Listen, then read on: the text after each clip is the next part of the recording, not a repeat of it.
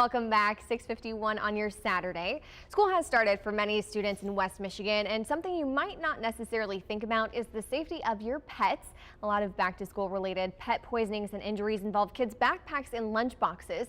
So here with me today is Dr. Christopher Sharp to tell us all we need to know with Agnes. Yes, thank you. Thanks for joining us. So this is something that I didn't really think about. I think lots of parents are rushing around making sure their kids are ready to make that transition, but what should they consider in terms of pets? Yeah, I think most kids are like my kids. They run the door, they throw their bags down, and they run off. Sure. Sometimes leaving the door open, so we're always careful with that. Right. But a lot of contents in there can be harmful to pets, particularly those that want to get in there. Some from food to pencils, other things that they can eat. And what are the specific foods that you should be really aware of? So probably one of the biggest things that we see is gum. A lot of gum has sweeteners, xylitol in it that's very toxic to pets. Okay. But any other foods that in there can be toxic. Grapes and raisins are another bigger one that we can see.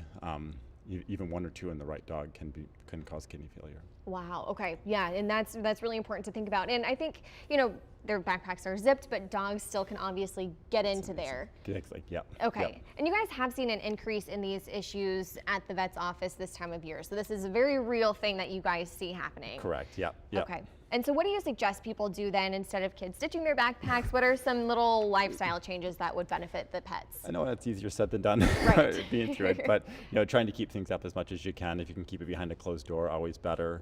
Watch when your kids go in. We see a lot of pets that slip out the door and can get hit by cars or run away. So trying to be very vigilant about those things. And you also mentioned the small objects in backpacks, like little erasers and things like that. So should you maybe have a little pouch for those things, or how can you be aware of that? Probably not a bad idea. Okay. And just again trying to keep away with it, but it's amazing what pets can eat, and sometimes they can pass them, sometimes they can't. Right. Maybe have a hook by the entrance just to hang everything up, keep it off the floor. Probably a good idea. In our last little bit of time we have here, what are some of the symptoms that you should be aware of, and when should you really go to the vet?